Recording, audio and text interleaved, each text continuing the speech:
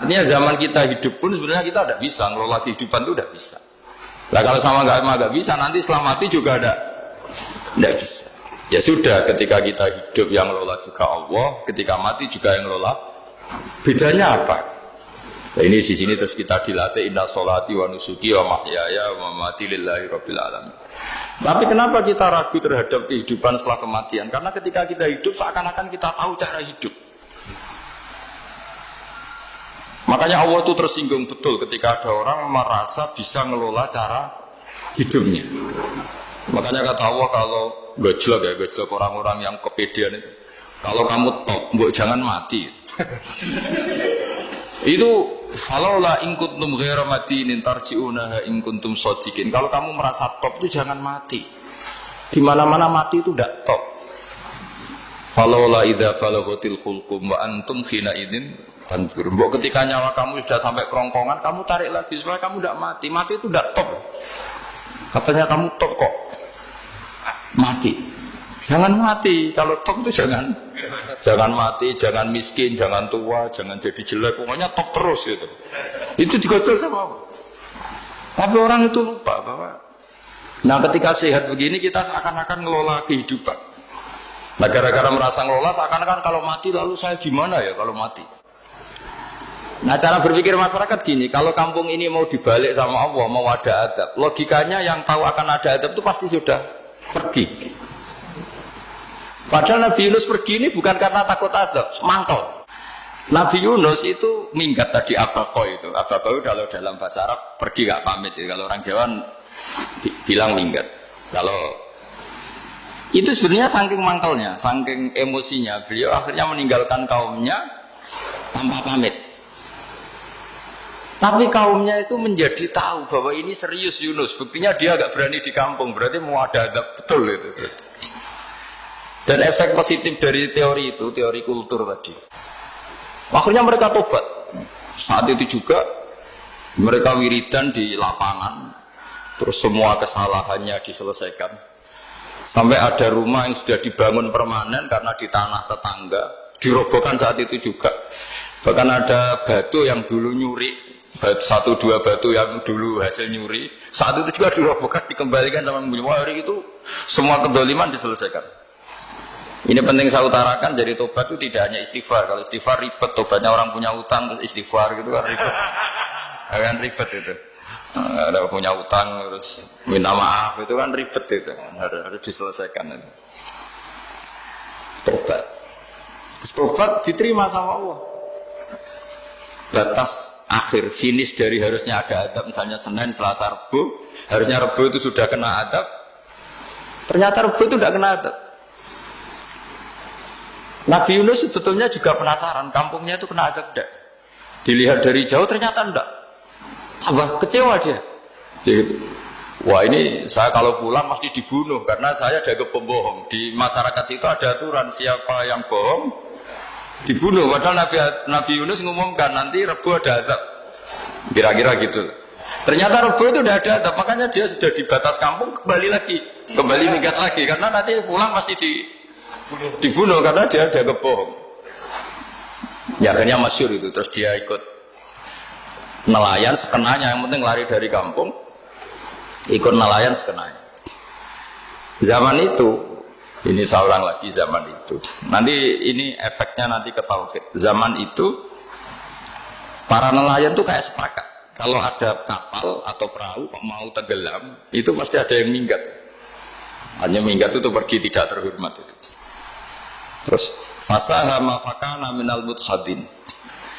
Nah, dulu tuh orang sudah punya peradaban. Ini cerita kultur, sudah punya peradaban. Punya peradaban. Ya sekarang gini, kalau nyemplungkan salah satu kan tidak adil diundi. Ternyata yang keluar dia, Nabi Yunus. Terus mereka tahu ini orang nggak pantas dikorbankan. Dan Nabi di mana-mana itu ganteng. Memang Allah itu punya sunat unik. Nabi itu harus paling ganteng di kampungnya. Nasabnya juga harus paling baik. Kabar-kabarnya juga istrinya harus paling cantik. Itu memang aturannya gitu. Nggak tahu saya. Dulu saya juga janggal, kenapa Nabi aturannya harus gitu. Tak angen-angen di pemimpin elek ya isin itu maksudnya. Kalau pemimpin dia masak keriting itu kan piye gitu rasanya terus. Jadi Nabi itu pasti itu paling ganteng di kampungnya, terus dari nasab ya terbaik, terus rata-rata istrinya itu ya selain solihah itu ya paling cantik. Karena ya dibully kan, sawar tidak jadi Nabi, bujune elek kan juga ribet kalau misalnya ada yang bully gitu kan juga ribet. Singkat cerita terus dia akhirnya ditenggelamkan, dibuang karena beliau seorang nabi. Faltaqamahul khut, beliau ditelan ya. Iltiqam itu tidak digigit, ditelan. Karena ditelan beliau tidak mengalami dikunyah, ditelan. Iltiqam itu ditelan. Karena beliau seorang nabi, di dalam batnil khut itu di perut itu dia wiridan, dan barokahnya wiridan itu perut ikan ini menjadi masjid. Dia nyaman di situ, nyaman karena terus ngalami karomah lah. Andekan wali itu ngalamin karomah. Nah, kesimpulan dari cerita ini itu apa? Masyarakat itu akan selalu dengan kulturnya sendiri. Para nabi juga punya kultur sendiri. Dan Allah yang ngelola itu semua. Saya ulang lagi, Allah yang ngelola itu semua. Makanya terus dua kultur ini kalau Allah menghendaki itu gampang sekali. Akhirnya yang terjadi apa? Nabi Yunus jadi kasih sanksi Allah karena pergi tidak pamit. Masyarakatnya justru enggak karena tobat. Dan tobatnya masyarakatnya ini karena kekeliruan Nabi Yunus. Keliru dengan makna bukan dosa. Andai kan Nabi Yunus saat itu kok di rumah ingin menyaksikan adab, itu masyarakat mesti gak percaya kan ada adab. Mau ada adab kok dia di rumah gitu. Jadi unik, Allah cara ngelola masyarakat itu unik.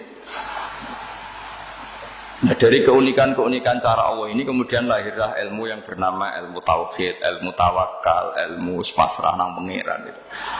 Karena kemarin pas Pak Yusuf sama Bu Sulis soal saya itu tak beri cerita agama itu milik Allah.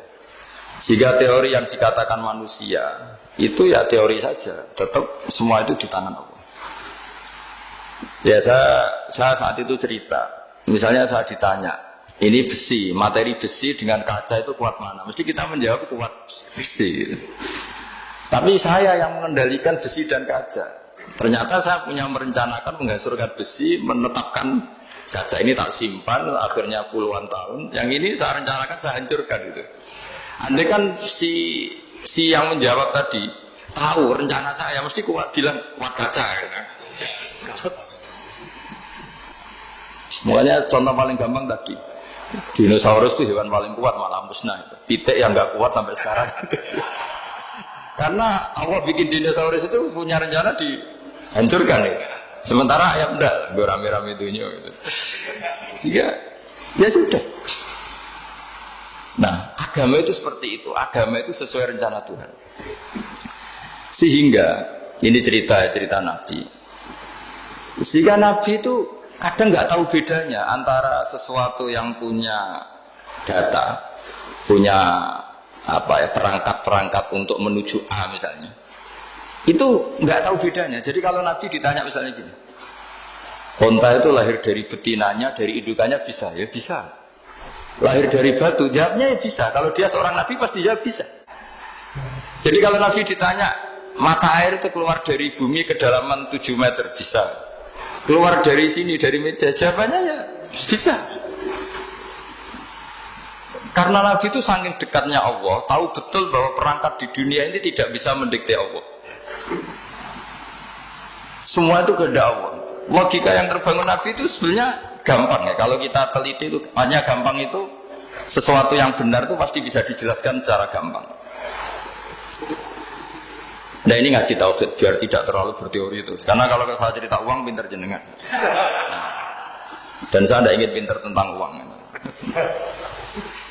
Tak beri contoh. Nah ini supaya nanti kalau sampean suatu saat meninggal ketemu mungkar nakir itu tahu cara menghadapi. Nanti tak warai tekniknya. Makanya ada cerita agama ini baik sekali. Orang bocorkan ujian nasional itu kriminal, bisa ditangkap Pak Rosibi. Tapi agama ini pertanyaan mungkar nakir dibocorkan semua kiai. Itu nggak ditangkap sama mungkar nakir. Harusnya kan rugi karena ini pertanyaan Tapi semua kiai kan sudah membocorkan. Nanti pertanyaannya di kuburan itu buka Tuhanmu siapa, agamamu apa. Itu kan sudah dibocorkan. Tapi itu nggak dianggap kriminal. Sementara kita sekolah SD, sekolah SMP bocorkan soal itu dianggap kriminal. Padahal harusnya boleh. Maksudnya kalau menuruti teori itu harusnya boleh kan. Mau pertanyaan mungkar nakir saja dibocorkan kan. Ya tapi kan tidak ada itu. Harusnya boleh. Tapi kan terjadi gak ujian kalau dibocorkan itu. Artinya agama ini begitu baik. Pertanyaan yang taruhannya surga neraka saja dibocorkan. Kurang apanya baiknya agama ini? Pertanyaan sepenting itu dibocorkan. Dan kiai gak ditangkap sama mungkar nakir ya udah itu. Saya ulang lagi ya supaya kita ingat fitrah salimah. Soal Anda modern monggo lah, tapi saya sebagai kiai akan ngajari kalian tentang fitrah salimah. Jadi kalau kamu itu benar-benar beragama, ini misalnya kertas, ini lempengan baja. Kalau kamu beragama kalau ditanya kuat mana, ya terserah jenengan. Karena misalnya saja kertas ini, aku punya niat tak simpan di arsip nasional. Baja ini tak niatkan, tak luluhkan, tak hancurkan. Sehingga kalau kita ngomong ya secara materi harus ditambahi, secara materi kuat baja ya Allah. Tapi secara substansi jenengan ya terserah jenengan monggo. Nah, di sini yang mulai orang lupa itu karena selalu menjawab pasti kuat baja. Kata pasti ini yang akhirnya orang menghilangkan teori beragama. Berdasar logika. Berdasar logika. Nah akhirnya para nabi, para wali itu ditanya. Saya punya kitab karangannya Abdul Hamid, orang alim. Kitab itu dulu saya ngaji lama sekali, sampai sekarang saya pelajarin. Manusia itu dijebak hukum adat, padahal adat itu ya tidak terlibat. Misalnya kalau ada telur jadi ayam normal gitu. Ya tadi indukan unta melahirkan unta normal itu, indukan sapi melahirkan sapi normal. Tapi kalau para nabi itu bilang ya nggak normal, nggak normal artinya tetap ada kekuatan Tuhan. Indukan unta tahu apa tentang unta? Dia punya kekuatan apa? Bisa melahirkan unta, bisa menciptakan unta di perutnya, bisa ada jantungnya, ada paru-parunya, ada ususnya. Dia bisa apa? Di situ ada tangan Tuhan. Gitu. Karena para nabi cara berpikir gitu melihat tembok ya sama. Tembok sama indukan unta itu sama, sama-sama mungkin mengeluarkan unta. Sehingga ketika Nabi Soleh ditanya, bukti apa kekuasaan Tuhanmu? Apa bisa mengeluarkan unta dari batu besar ini? Jawabannya Nabi Soleh ya bisa, sudah bisa. Dan mukjizatnya Nabi Soleh masyhur itu keluarlah unta dari batu. Karena secara teori ya tadi, coba unta indukan itu apa seorang profesor, apa seorang ilmuwan sehingga bisa menciptakan anaknya itu. Apa dia terlibat dalam menciptakan jantungnya, paru-parunya, ususnya? Kan enggak juga. Telur bisa apa coba? Gobloknya bukan main telur itu kan. Tapi bisa mengeluarkan ayam, dia bisa apa? Nah, para nabi, para wali itu tahu semuanya itu kekuasaannya Allah. Nah, kalau karena kekuasaan Allah bedanya apa dengan tembok? Makanya Nabi Muhammad ketika di padang pasir, semua sahabat bingung, nggak ada air, ya Nabi santai aja. Ini gimana Nabi nggak ada air, nanti orang mati kehausan. Nabi ya santai aja.